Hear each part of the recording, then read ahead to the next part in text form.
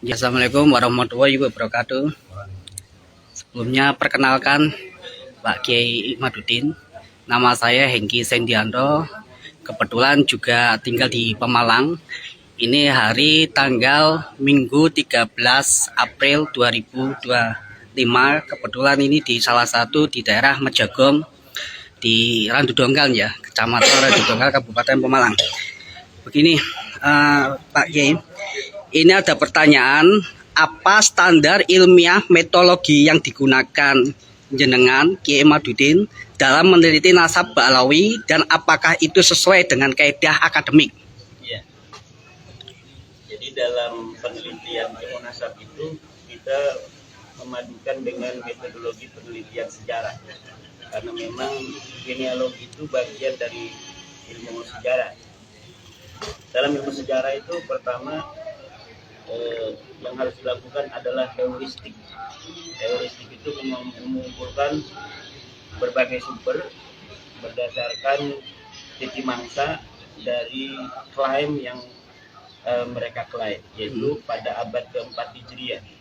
Karena sosok yang mereka klaim sebagai turun Nabi bernama Ubaidillah yang wafat 383 Hijriah pada cucu Nabi asli namanya Ahmad bin Isa yang wafat 345 Hijriah. Nah, oleh karena itu kita harus mencari secara metodologi pertama yaitu heuristik kitab-kitab yang ada di abad keempat Hijriah, kitab-kitab yang mencantumkan seluruh keturunan baginda Nabi. Apakah nama itu ada bahwa seorang Ubaidillah yang diklaim sebagai leluhur mereka itu merupakan keturunan Nabi? Ternyata di abad keempat itu semuanya nggak ada. Dan terkonfirmasi di dalam kitab-kitab nasab itu bahwa Ahmad bin Isa tidak pernah mempunyai anak bernama Ubaidillah. Kemudian metode kedua adalah dengan kritisasi sumber. Jadi setelah heuristik itu seluruh sumber kita kumpulkan, kita kritisi secara otentisitasnya, kemudian apa betul nisbah sebuah kitab ini kepada pengarangnya. Kemudian manuskripnya apakah masih ada atau tidak. Setelah kita pilih mana yang otentik, mana yang palsu, kemudian kita interpretasi sumber. Interpretasi itu adalah sebuah teks, kemudian dengan secara epistemologis kita terjemahkan menurut kepentingan penelitian kita. Objek penelitiannya apa, kemudian kita interpretasi. Setelah kita interpretasi baru kita heuristik. Itu historiografi. Terakhir itu historiografi, kita tulis sejarahnya itu sesuai dengan apa yang kita temukan di dalam kitab-kitab itu. Nah, dari situlah kemudian kita menyimpulkan bahwa Habib-habib ini sama sekali bukan turun Nabi. Jadi apa yang diklaim mereka pada abad 9 Hijriah itu tidak sesuai dengan kesejarahan yang berlangsung pada abad 9. Pada abad 4. Pada abad 9 Hijriah mereka mengaku keturunan Nabi dari sosok bernama Ubaidillah yang dikatakan sebagai keturunan daripada Nabi dari Ahmad bin Isa. Ternyata Ahmad bin Isa nggak punya anak nama Ubaidillah. Jadi telah terkonfirmasi oleh saya bahwa mereka ini mulai mengaku abad 9. 895 Hijriah dalam kitab Al-Burqatul Musyifah oleh leluhurnya Ba'alawi sekarang ini para habib yang namanya Ali As-Sakran. Nah, di situ mereka mulai mengaku, kemudian kitab-kitab selanjutnya memperkuat. Jadi ada 27 kitab setelah kitab Al-Burqatul Musyifah ini yang menyebutkan yang sama bahwa mereka turunan Nabi. Tapi semuanya akan mentok di abad 9 itu. Nah, demikian. Ya, ini pertanyaan tentang teologis dan sosiologis nih, Yai. Apakah klaim ini berpotensi menciptakan perpecahan di kalangan umat Islam? Jika iya, bagaimana harusnya masyarakat merespon? Kalau klaim itu kan tergantung respon. Sebuah klaim tergantung respon. Respon daripada orang yang berkepentingan terhadap klaim itu. Yang berkepentingan itu umat Islam. ada sebuah klaim keturunan Nabi. Ini kan terkait dengan masalah keagamaan. Nah, umat Islamnya mau percaya atau tidak? Kalau percaya nggak bakal pecah semua, nggak bakal berpecah. Kalau tidak percaya semua nggak bakal berpecah. Nah, sekarang kenyataannya masih ada dua kelompok. Satu yang percaya, kibin-kibin namanya yang percaya itu. Yang kedua tidak percaya. Itu mayoritas umat Islam sekarang ini. Mayoritas umat Islam sekarang ini tidak percaya Habib itu cucu Nabi. Begitu. Ya. Pertanyaan selanjutnya ini terkait klarifikasi dan etis ini, Yai. Apa motivasi jenengan dalam mengangkat tema ini? Apakah murni ilmiah, reformis, atau ada motivasi sosial lainnya? Motivasi sosial yang pertama. Kenapa? Karena klaim mereka itu digunakan untuk menipu. Klaim mereka digunakan untuk mempengaruhi massa, demo, mengganti Pancasila, kan? Terutama oleh oknum-oknum FPI seperti Bahar, Rizik. Dengan pengakuan itu mereka dapat mengumpulkan sebanyak-banyaknya anggota.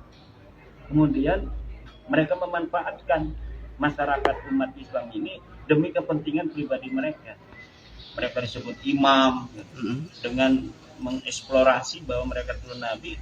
Para pengikutnya ini walaupun tidak dapat apa-apa, mereka mau itu berjuang demi membela cucu Nabi, padahal bukan cucu Nabi.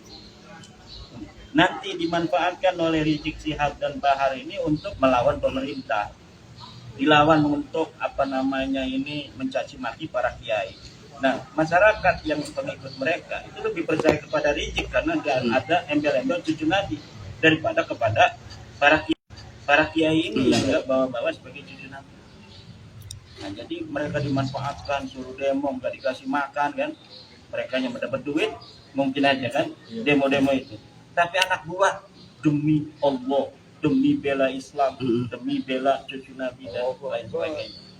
Nah, dari situ saya lihat bahwa Bahar dan Rizik ini pertama yang saya teliti itu Bahar sama Rizik aja sebenarnya. Cuma karena terkait dengan nasab lainnya yang sama-sama mengaku, kemudian yang lainnya menjadi kena imbasnya. Pertama yang saya teliti itu nasabnya Bahar Smith dengan Rizik Syihab. Saya teliti udah nggak nyambungnya dari atas, makanya yang lain kena. Karena memang semuanya palsu ternyata, bukan keturunan baginda Nabi. Jadi awalnya motivasi sosial demi menjaga masyarakat saya, masyarakat pribumi dari eksploitasi pengakuan dan klaim sebagai cucu Nabi itu. Nah, dari situ rupanya penelitian saya itu diterima oleh masyarakat yang ternyata kemudian terbongkar bukan hanya di Jakarta efek negatif klaim cucu Nabi itu, tapi di masyarakat luas ternyata para habib-habib yang lain walaupun bukan FPI sering membawa nama cucu Nabi itu untuk minta-minta uang ke kiai. Ini yang awalnya nggak tergambar sama kita karena di Banten kurang. Mereka nggak kayak di daerah lain itu minta-minta uang-uang. Karena memang di Banten habib nggak ada. Ada hanya di perbatasan Tangerang Jakarta itu Salim Mingin dan keluarganya. Tapi yang lain di pedalaman itu nggak ada. Jadi termasuk saya tuh nggak tahu kalau ada dawir-dawir begitu. Tapi ternyata pas di masyarakat kita di undang-undang yang paling dirasakan itu pendawiran. Ada yang minta mobil, ada yang minta motor, ada yang minta uang 10 juta. Ada yang minta sapi kalau mau hol, ada yang minta uang 40 juta kalau mau oli. Nah, ternyata ini yang dirasakan masyarakat. Maka kemudian diterima oleh masyarakat bahwa ternyata betul dari pengakuan yang palsu itu menimbulkan sebuah upaya untuk mencari kekayaan dengan pengakuan itu. Karena memang pasti telusuri nggak ada haulnya itu. Dia minta sapi 2-40 juta ternyata nggak ada itu untuk haul katanya, tapi nggak ada haul ternyata. Oke. Ini ya dalam konteks menjaga ukhuwah Islamiyah, bagaimana jenengan menilai resiko dari penyebaran hasil kajian ini ke masyarakat luas? Ulangi. Dalam konteks menjaga ukhuwah Islamiyah, bagaimana jenengan menilai resiko dari penyebaran hasil kajian ini ke masyarakat luas? Ya, karena memang sebuah kebenaran itu apabila disampaikan tentu akan ada pro kontra.